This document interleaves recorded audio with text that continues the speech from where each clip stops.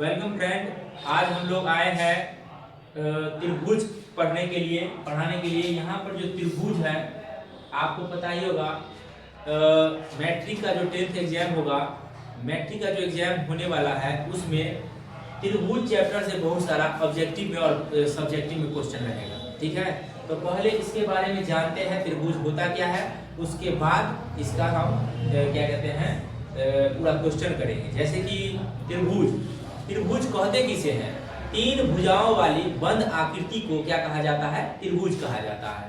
और त्रिभुज कितने प्रकार के होते हैं? त्रिभुज 3 प्रकार के होते हैं। कौन कौन? समबाहु त्रिभुज, समद्विबाहु त्रिभुज, समकोण त्रिभुज। समकोण त्रिभुज 3 प्रकार के होते हैं। अब इसमें कई सारे कोण हैं, लेकिन इसमें जो बात करेंगे हम आपको बहुत इजी वे में बन जाता है, क्योंकि 10th बच्चा का जितना भी 10th बच्चा रहता है उन लोगों को सबसे इसमें ज्यादा दिक्कत होता है, बहुत दिक्कत होता है ना। आपको हम बहुत आसान भाषा में आज पढ़ाने जा रहे हैं, बताने जा रहे हैं, इसको थोड़ा गौर से देखिएगा और समझिए। पहला क्वेश्चन आप लोगों के सामने है, सभी वर्ग होते हैं। सभी वर्ग होते हैं, तो सभी वर्ग होते हैं। यहाँ पर वर्ग का बात किया जाए, चाहे वर्ग बड़ा हो या फिर छोटा हो, कुछ भी हो, या फिर बड़ा हो या फिर छोटा हो, तो वो सारा का सारा क्या हो जाता है? यहाँ पर ऑप्शन में क्या है? समरूप, सर्वांग सम, समानुपाती, कोई नहीं। तो इसका आंसर क्या हो जाएगा?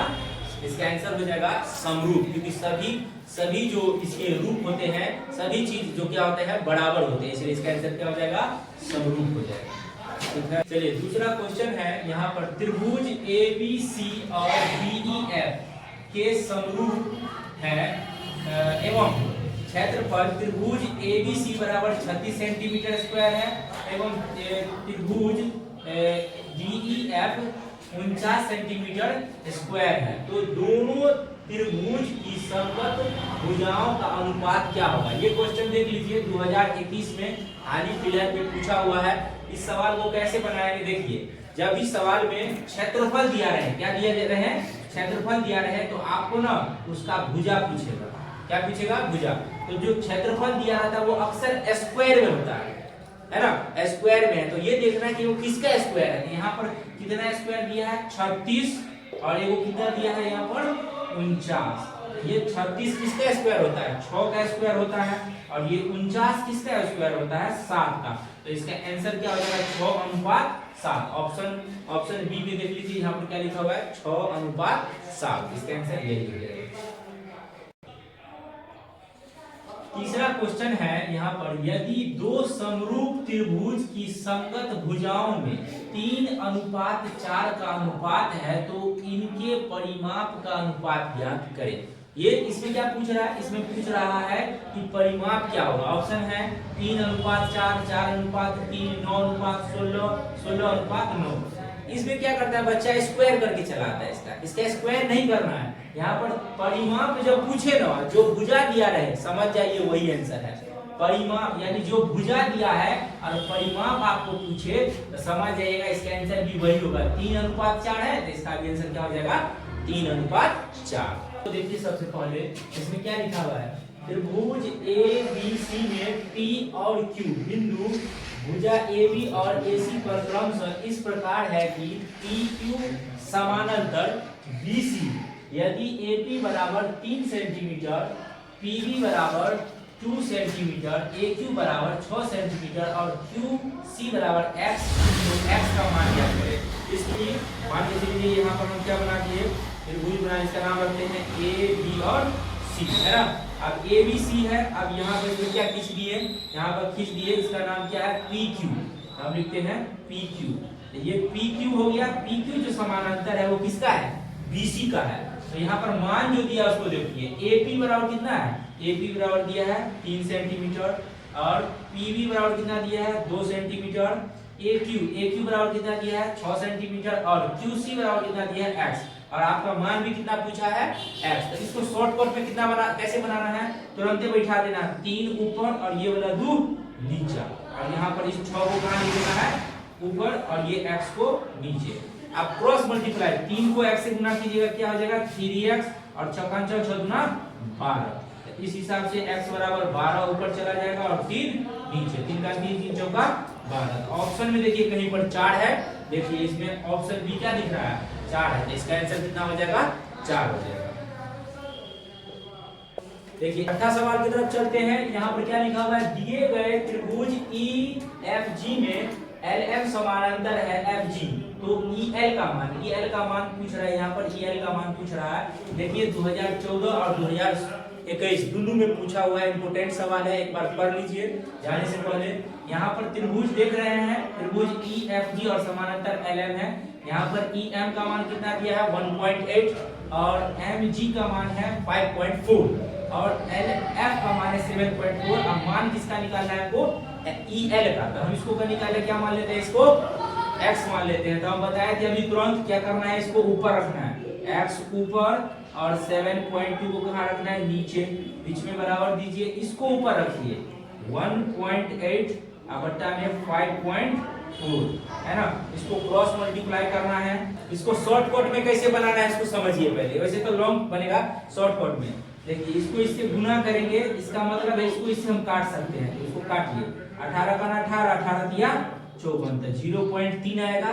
और जब ये इसको इससे हम काट सकते हैं, 3 का 3, 3 दूना 6, एक बचेगा 12, 3 चौका 12, तो इस हिसाब से देखिए तो x का मान कितना हो जाएगा, 2.4। तो इसका आंसर कितना हो जाएगा, 2.4। ऑप्शन में है कहीं, यहाँ पर है 2.4। इस तरह से इसका आंसर हो जाएगा। आ रहा है जो क्या कहते हैं क्वेश्चन की तरफ। यहाँ पर जो है 7वां सवाल को गौर से देखिए। यहाँ पर क्या लिखा हुआ है, त्रिभुज ABC में भुजा AB और AC पर, AB और AC पर क्रमशः D और E, तो यह देखिए D और E बिंदु है। यदि DE समानांतर BC, DE समानांतर BC, तो AD बराबर दिया हुआ है, DB बराबर दिया हुआ है और AE का 8 दिया है और EC का मान कितना दिया है, 3x माइनस 19, ये है ना। आप देखिए इस सवाल, ये एक नंबरी में दिया हुआ है, ये आपको 2 नंबरी में भी दे देगा, ध्यान से रखिएगा, है ना। कैसे बनाना है इसको, ये 4 है, यहाँ पर लिख देंगे 4 और नीचे में बोले थे क्या करना है, x माइनस 4 लिख देना है। इधर क्या करना है, यहाँ ध्यान से देखिए, यहाँ पर 8 है, 8 लिख देना है और यहाँ पर कितना है, 3x माइनस 19, ठीक है। यहाँ पर हम क्या करेंगे, क्रॉस मल्टीप्लाई कर लेंगे। वैसे तो इसको काट भी सकते हैं, जैसे 4 1 4, 4 दूनी 8 हो जाएगा ना। अब इसको क्रॉस मल्टीप्लाई कीजिएगा, 2 को x से गुना कीजिएगा, क्या हो जाएगा, 2x माइनस के माइनस, 4 को 2 से गुना करें, 4 2 जा कितना होता है 8, अब बराबर है तो बराबर लिख दीजिए। आप ये 3x माइनस 19 को x 1 से गुना कीजिएगा तो एक ही वही आएगा, तो यहाँ पर लिखेंगे 3x माइनस 19। अब यहाँ पर क्या है, यहाँ पर है x को x के पास ले जाएंगे, तो यहाँ पर लिखेंगे हम क्या कहते हैं, -8। अब ये क्या है, माइनस में इधर जाएगा तो प्लस में, अब बराबर इधर कितना है 3x और ये माइनस में इधर जाएगा तो प्लस में, इधर जाएगा तो माइनस में। अब बताइए 19 यानी कि 19 में से 8 जाएगा तो कितना बचेगा, 11 बचेगा। तो यहाँ पर लिखिए 11 और यहाँ पर 3x में से 2x जाएगा तो कितना बचेगा, x। तो x बराबर कितना हो जाएगा आंसर, 11। ऑप्शन में देखिए कहीं पर है 11, ऑप्शन सी में दिख रहा है 11 है, तो ये आपको 2 नंबरी और 1 नंबरी दोनों में हो जाएगा। चलिए आते हैं नेक्स्ट क्वेश्चन की तरफ। यहाँ पर देखिए क्या लिखा हुआ है, दी गई आकृति में DE समानांतर BC है और AD बटा DB और 3/5, यदि AC बराबर 4.8 सेंटीमीटर है तो AE का मान पूछ रहा है। किसका मान पूछ रहा है, AE का। देखिए ये सवाल कब पूछा गया था, 2013 और 2011 में। अभी आप लोगों का लास्ट टाइम चल रहा है, एग्जाम बहुत नजदीक है, इसलिए जो पूछा हुआ क्वेश्चन है उसका रिवीजन बहुत ज्यादा कीजिए, बहुत ज्यादा यूजफुल होगा आपके लिए, ठीक है। इसको देखिए, इस त्रिभुज को गौर से देखिए, यहाँ पर त्रिभुज बना है ABCD समानांतर है ना। यहाँ पर AD का मान और DB का मान दे दिया है 3 और 5, लेकिन यहाँ पर AC जो है कितना दे दिए, यहाँ से लेकर के यहाँ तक का जो दूरी दिया है वो कितना दिया है, 4.8। इसको कैसे बनाएंगे हम, देखिए जो निकालने के लिए कहेंगे ना उसको हम x मान लेंगे और जो नीचे वाला है उसको क्या करना है, इसमें से घटा देना, 4.8 में से हमको x घटा देना है, ठीक है। अब इसको बैठाइए, कैसे बैठाते हैं हम लोग, इसको बैठाते हैं 3/5, अब बराबर इधर कितना है, x माने हैं और इधर कितना है 4.8 माइनस x। सुबह में बनाए थे ना ये सवाल को। आप यहाँ पर जो है गुना कर दो। जैसे 5 को x से गुना करेंगे तो क्या हो जाएगा 5x, और यहाँ पर 48 को कितना से गुना करना है, यानी कि 4.8 को 3 से गुना करना है, तो कितना आया था 14.4, यही ना आया था 14.4, है ना। और यहाँ पर जो है सो -3 को x से गुना करेंगे तो क्या हो जाएगा 3x हो जाएगा। अब हम x को किसके पास ले जाएंगे, x के पास ले जाएंगे, तो यहाँ पर लिखेंगे 5x और ये माइनस में इधर जाएगा तो क्या हो जाएगा प्लस में 3x बराबर इधर कितना हो जाएगा 14.4। अब 5 3 कितना होता है 8x, और इतना 14.4 है, तो इसको जो है तो हम क्या करेंगे 14.4 कर लेंगे, और जब x का मान निकालेंगे तो 14.4 ऊपर और उसके बाद 8 नीचे। अब इसको काटेंगे तो 8 का 8 तो 1 6 आएगा तो 64 बन जाएगा, तो 8 8 64, तो इसका आंसर कितना हो जाएगा 1.8। 1.8 कहीं ऑप्शन में है, यहाँ पर देखिए 1.8 ऑप्शन ए ही में है, तो इसका आंसर हो जाएगा 1.8। चलिए क्षेत्रफल दिया है तो हमको ये देखना कि किस उसका जो स्क्वायर है वो किसका स्क्वायर है, तो हमको संगत ऊंचाई का पता चल जाएगा, भुजा का मान पता चल जाएगा। लेकिन यहाँ पर क्षेत्रफल दे दिया है, और क्षेत्रफल दे दिया है, यहाँ पर उसका संगत ऊंचाइयों का अनुपात पूछ रहा है, तो ये हमको देखना है कि किसका है, सेम टू सेम सवाल है। तो यहाँ पर क्या करना है 9 किसका स्क्वायर होता है, सब जानता है किसका स्क्वायर होता है 3 का होता है, और 4 किसका स्क्वायर होता है 2 का, तो इस तरह से आंसर हो जाएगा। एक बात और ध्यान रखिए, यहाँ पर कहीं कहीं दिया जाएगा संगत भुजाओं का अनुपात, भुजाओं। आगे देखिए इस सवाल को, ये सवाल सबसे पहले जो बताए थे उसका ठीक उल्टा आ गया। यहाँ पर देखिए हम बोले थे आपको कि दो समरूप त्रिभुज के क्षेत्रफलों का अनुपात दिया है 9:4। हम आपको क्या बताए थे कि जब छवि दे देता है भुजाओं का अनुपात, आपको अक्सर मान के चलिए भुजाओं का अनुपात, यहाँ क्षेत्रफल का अनुपात है तो पता लगाते हैं कि किसका स्क्वायर है तो पता चल जाता है। लेकिन यहाँ पर कभी कभी क्या करता है भुजाओं का अनुपात दे देता है। जब भुजाओं का अनुपात दे देना है तो सीधे उसका स्क्वायर कर देना है। मान लीजिए 4:5 है तो 4 का स्क्वायर कितना होता है 16 होता है, अब 5 का स्क्वायर क्या हो जाएगा 25। तो ऑप्शन में देख लीजिएगा 16:25 है तो इसको टिक कर दीजिएगा।